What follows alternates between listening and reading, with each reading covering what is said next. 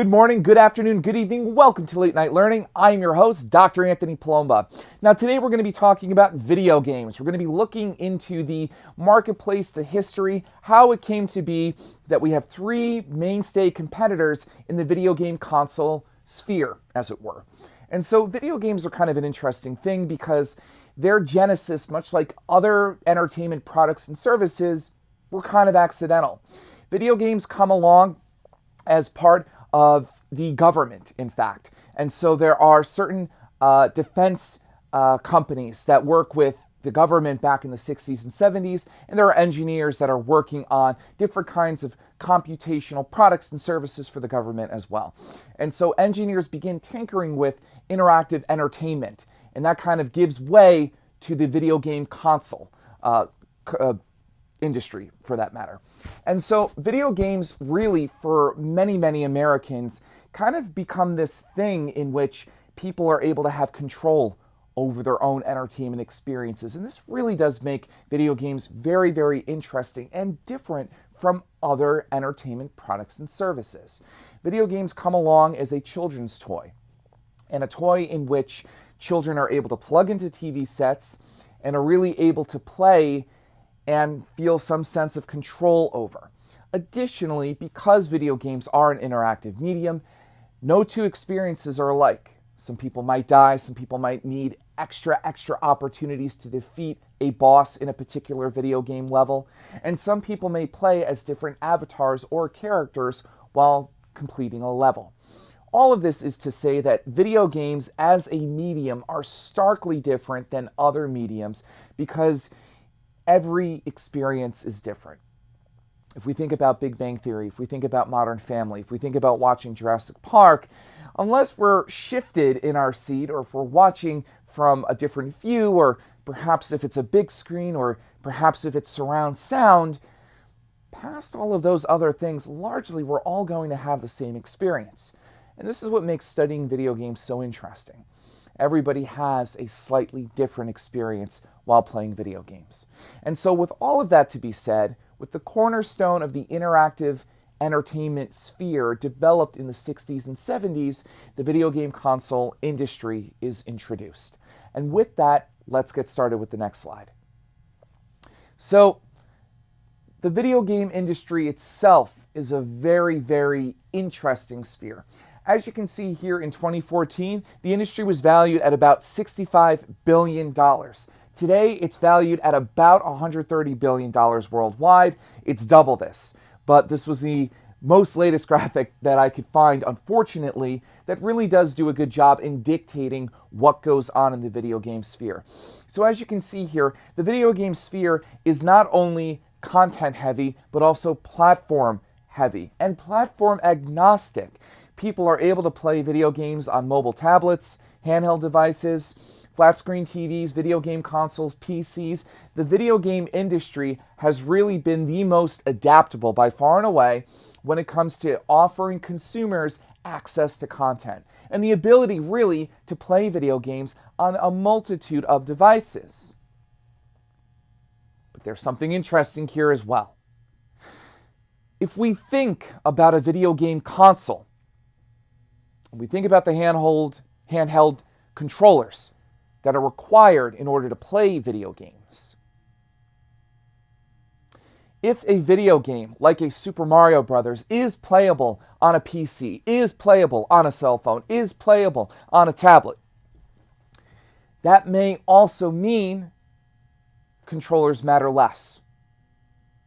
Now, for some of you, you might be saying to yourself, why is he slowing down while talking about this? Well, if we think about how important controllers have been in the evolution of gaming, we know that if a video game is platform agnostic, that might mean that it may not matter from what platform consumers are playing a video game. Is that a big deal for industry? I think it is. I would argue that video game consoles, video game controllers, and devices are absolutely critical in establishing a brand identity and fanfare with consumers. If I don't have a Nintendo controller with me as I'm playing Mario, if I'm playing on a keyboard, or if I'm playing with it on a smartphone, I'm still interacting with the Nintendo product, to be sure. But I'm not hitting those buttons that have been specially designed by Nintendo in a controller, for a controller. Through the evolution of video game consoles, it is important to note and to keep in the back of your mind during this lecture that video game consoles have largely remained the same when it comes to controllers. PlayStation, their line of controllers, have marginally changed and evolved over time, but have largely not deviated from the foundational shape and illustration of the controller itself. This goes hand in hand with Microsoft as well. Nintendo's been a little bit more bolder with their choices of controllers, and they've varied with a few different designs. But it is important to note that in the future, as some video game executives have talked about, this notion of platform agnosticity, if you will, or being platform agnostic, is interesting. It offers consumers the opportunity to play video games anywhere. But as human beings, we do like to hold things, and we do make identities with what we hold. It's why your first pair of car keys means something to you. It's why holding a candle or holding a gourmet burger is a big deal for us. It's why when we go to the mall and somebody's always trying to put lavender lotion, it's always lavender lotion, in our hands, we feel something. Humans feel when we hold things. There's a stream of literature known as haptic studies. Anything that's haptic, that can be touched, anything tangible that can be touched. There's a lot of consumer behavior literature on this, which suggests that when we hold something, there's something called perceived ownership. Just a little bit. The next time you're holding your friend's smartphone, the next time you're holding your friend's watch, hold it for a little bit longer. See how it feels. There's a sense of ownership that comes with simply putting something in somebody's hand. It's also why we can't leave a car dealership without getting into a car, because we ultimately can see ourselves in that car. We begin to kind of take ownership over something. And this has long since been kind of a skill set we've had and inherited from when we were in the wild, that it was important to gain ownership over anything that we could grab and hold as a means of survival. And so getting back to the video game lecture, it's just important to recognize that controllers mean a lot.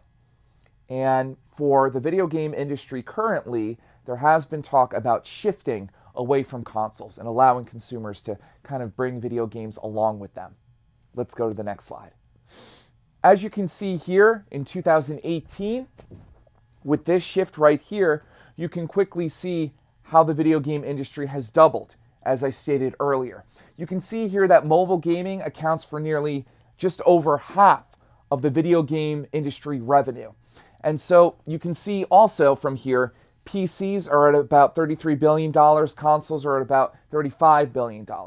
So the video game industry is remarkably massive. Domestically in the United States, the Hollywood industry accrues about $11 billion, $12 billion in a good year. Internationally, the Hollywood industry is roughly worth $30 to $40 billion. So Hollywood collectively is only worth about a third of what the video game industry is worth collectively. This is why video game classes are sprouting up. This is why research is being done in gaming. The industry is massive. Don't ever let anybody tell you differently here. You can quickly see how impactful video games are, not only in its own sphere, but also elsewhere. TV, film have borrowed video game stories to tell across different content shows and films as well. Super Mario Brothers coming back out in the early 90s. TV shows including Defiance on Sci-Fi Channel that have allowed consumers to play in an online video game world that is directly correlated to the TV show on Sci-Fi. There continue to be multiple attempts to try to bridge the gap between passive and interactive entertainment. This is part of the reason, because interactive entertainment is so massive that it would be foolhardy for traditional and legacy media companies not to approach interactive entertainment. Let's go to the next slide. Where does video game revenue go? Some of you might be thinking, that's great, Anthony, but the fact is that video game consoles are expensive, and so are the video games themselves. where does the revenue go? Well, the first $15 in a $60 video game will go to the retailer. Now that's your Targets, your Walmarts, your GameStops, all of those companies. Returns in orange means what it says.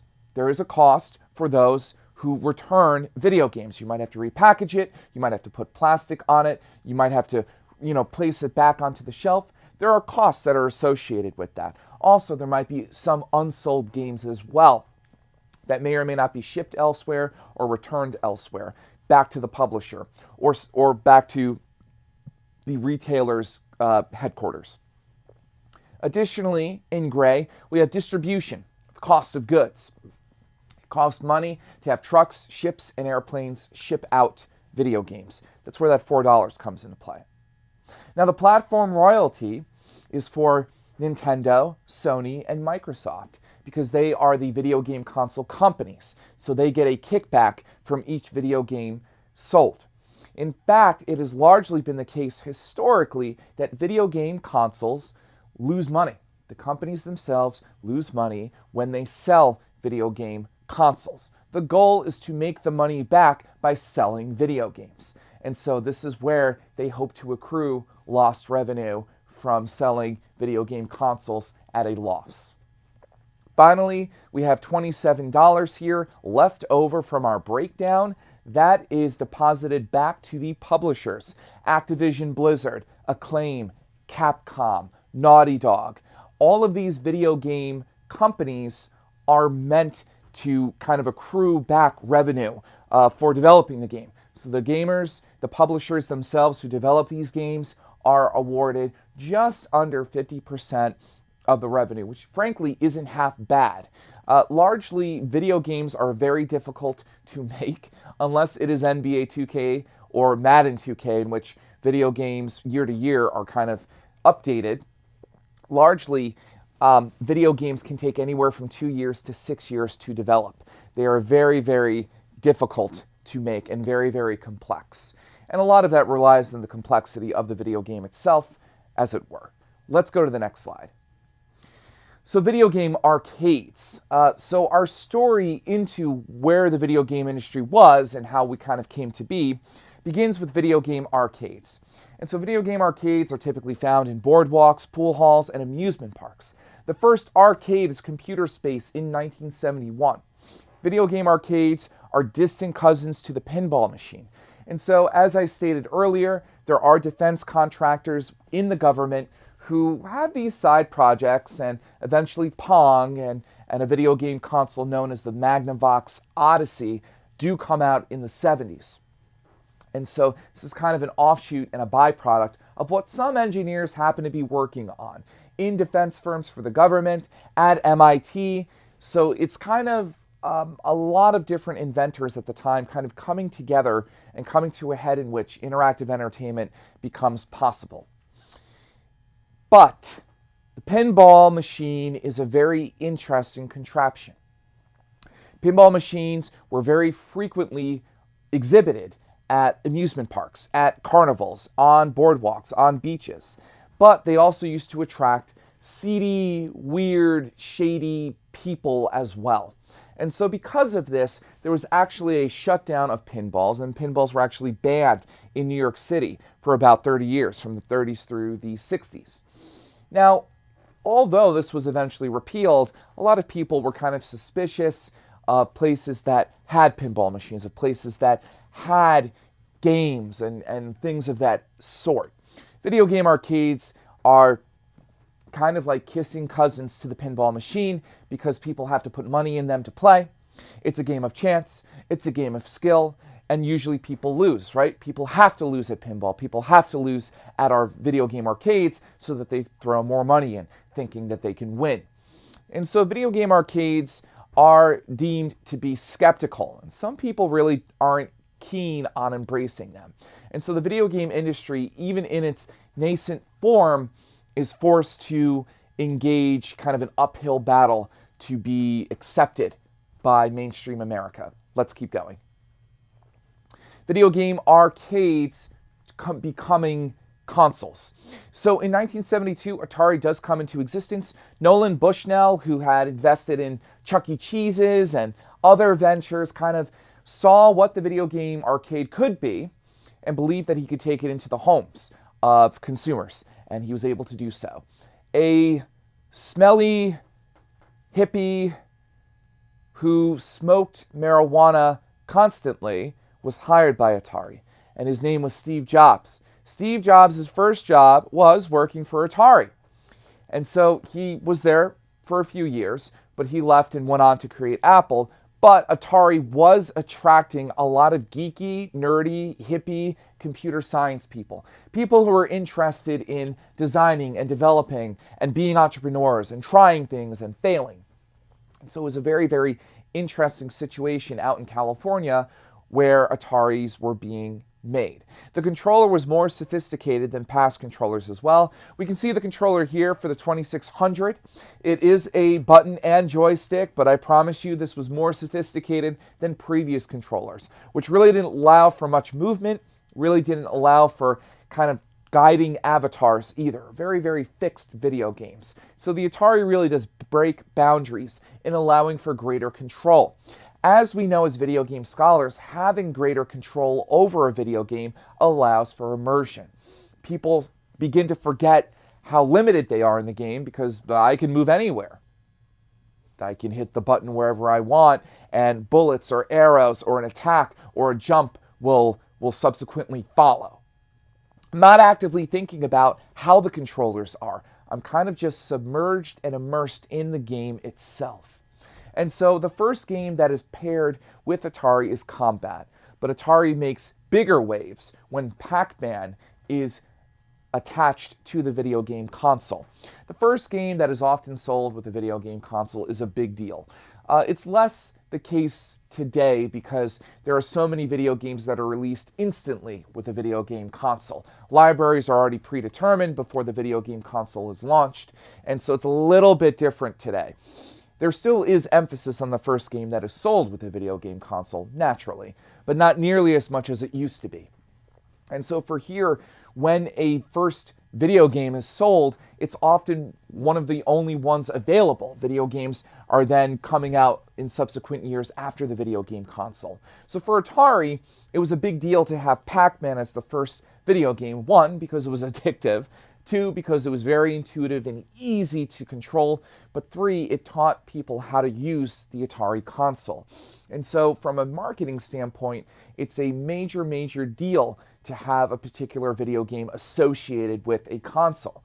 It's consumers' first interaction with the console, and it's what is going to leave an indelible memory within your first batch of consumers who purchase the console itself. Let's move along. The video game crash of 1983. So during the 70s into the 80s, there was a phase in which video games kept popping up everywhere. Mattel,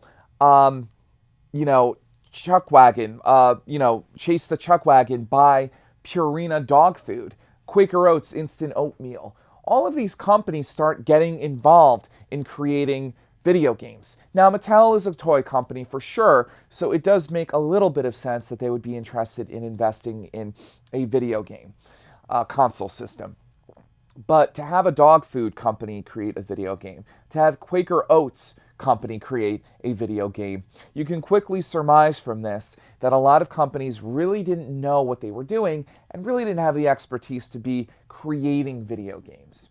And so from this, a bubble formed in the industry. Standardization was non-existent. Consumers were confused with 12 plus video game consoles in the industry. And nobody knew what belonged to what.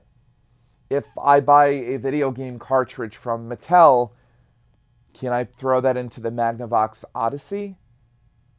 Can I take a Mattel video game cartridge and put it into the Atari? Maybe, maybe not. Some of these cartridges did work on multiple consoles.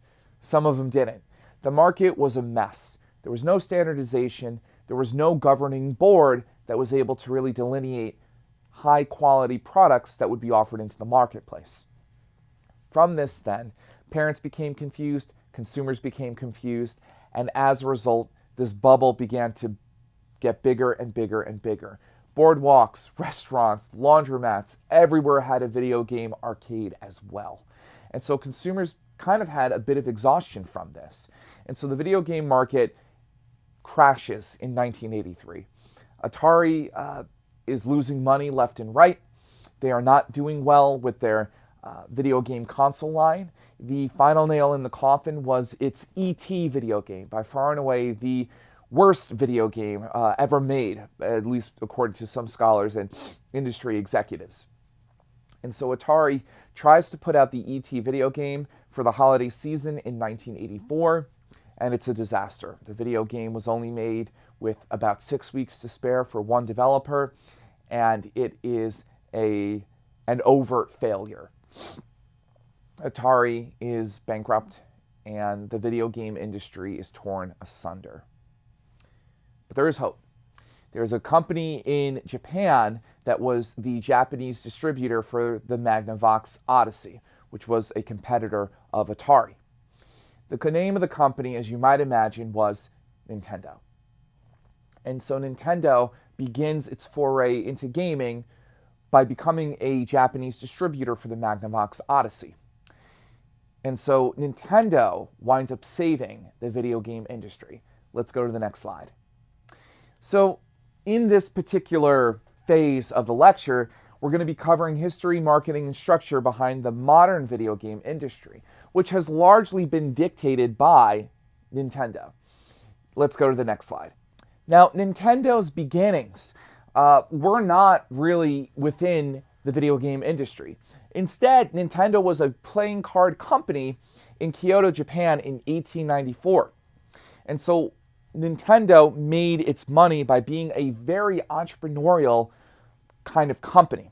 They played with love test video games in which you would test to see who loves you.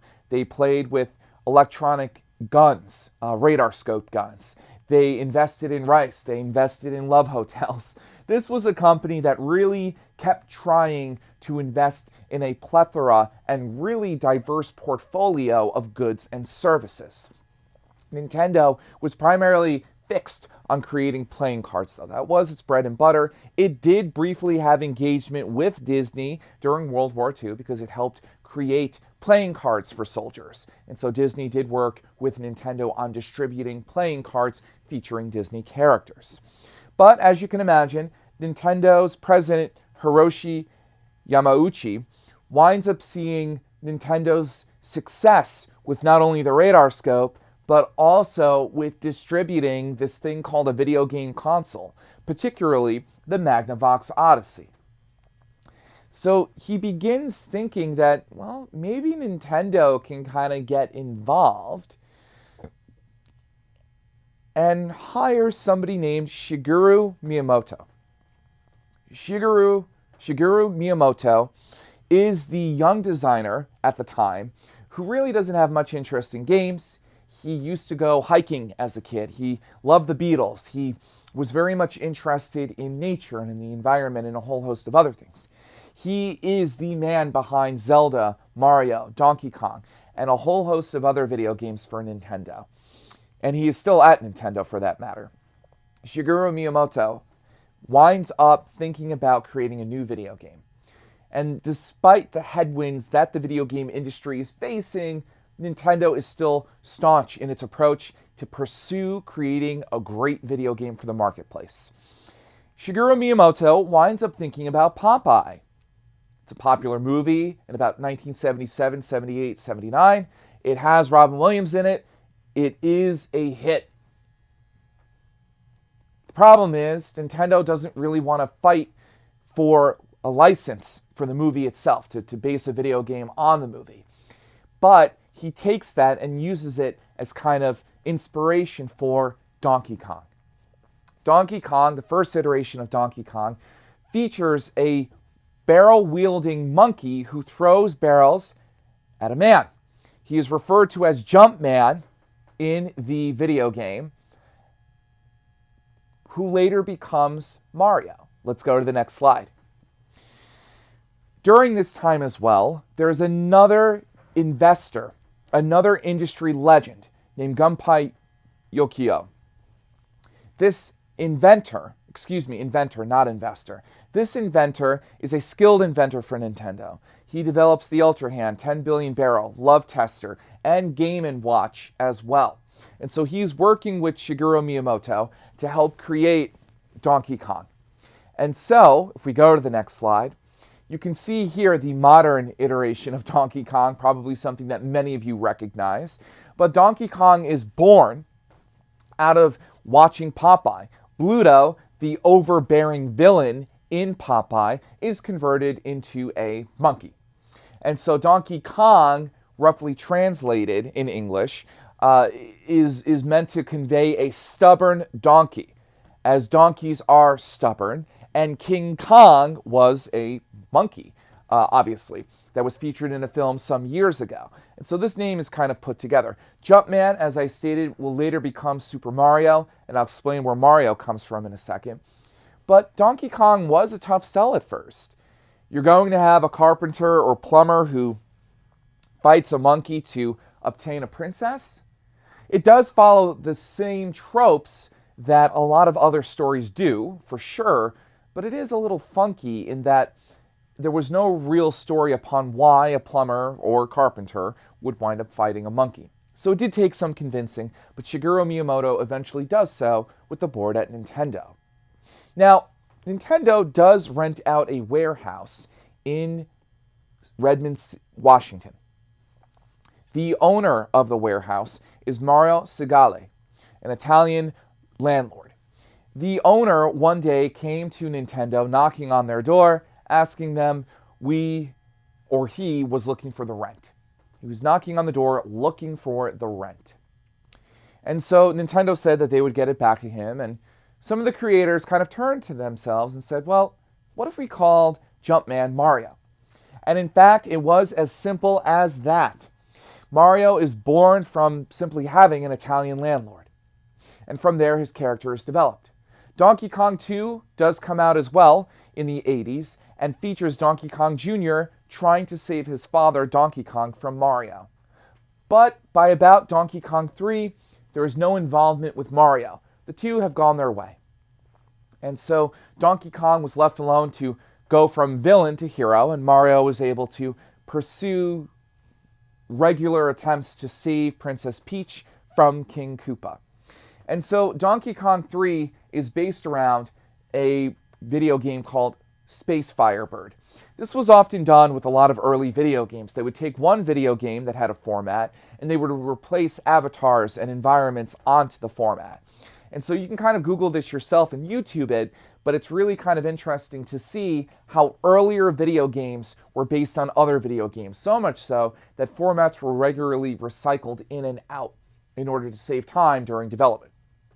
And so Donkey Kong does come out as a perennial favorite for Nintendo, as does Mario. Let's go to the next slide. Now, the Nintendo Entertainment System does come out in about 1985. And so Mario winds up having a way newer look than he did in the Jumpman arcade version. First, as you'll notice here, 3 colors are used. That's all there was room for in the first iteration of Mario. And so they were very deliberate with what they did. They ensured that Mario had a mustache so you could see a face and lips, etc., etc. They gave him overalls to demonstrate clothing, and they also had to determine skin tone. And so Mario's look was deemed to be more of a plumber, and so because that his look came out to look like a plumber, later video games of Mario would feature pipes, as we know. And so Luigi is also introduced in Mario Brothers, which is the penultimate title to Super Mario Brothers, which came out on the NES. But Mario Brothers is in between Donkey Kong 2 and Super Mario Brothers on the NES. And so Luigi is introduced in Mario Brothers, and they do tackle this idea that both brothers are in New York City sewers. Additionally, Luigi's name is taken from an Italian restaurant in Redmond, Washington. There is a restaurant out there called Mario's and Luigi's, and so Luigi is born from this. In the 1980s, the video game market briefly dissipates, as stated earlier, and so Nintendo is taking a chance here. They feature their console for the 1985 holiday season at FAO Schwarz, a boutique toy company in New York City. A lot of toy companies in New York City denied Nintendo the NES console. They thought the video game industry was done. It was a wash. There was no reason to pursue this anymore. But FAO Schwarz does open its doors for Nintendo. And so Nintendo is able to feature itself in that toy store, thinking to themselves that other retailers would come back once they saw the success of the NES. And in fact, they were right. And so the NES goes on to do remarkable sales abroad as well as domestic, really resuscitating the video game industry and providing quality for all. Nintendo does a really interesting thing moving forward. Nintendo ensures that there's high quality with all of its video games. It has a chip in all of its cartridges to ensure that only its cartridges can be played on the NES console, and people need permission to develop video games on behalf of Nintendo. So third-party developers, vendors, other video game publishers that would like to make a game for Nintendo have to go through Nintendo's rigorous quality standards. And so this helps slowly but surely resuscitate the video game industry into something that can be enjoyed by all. Well, that's all the time we have on Late Night Learning. As always, keep laughing and keep learning.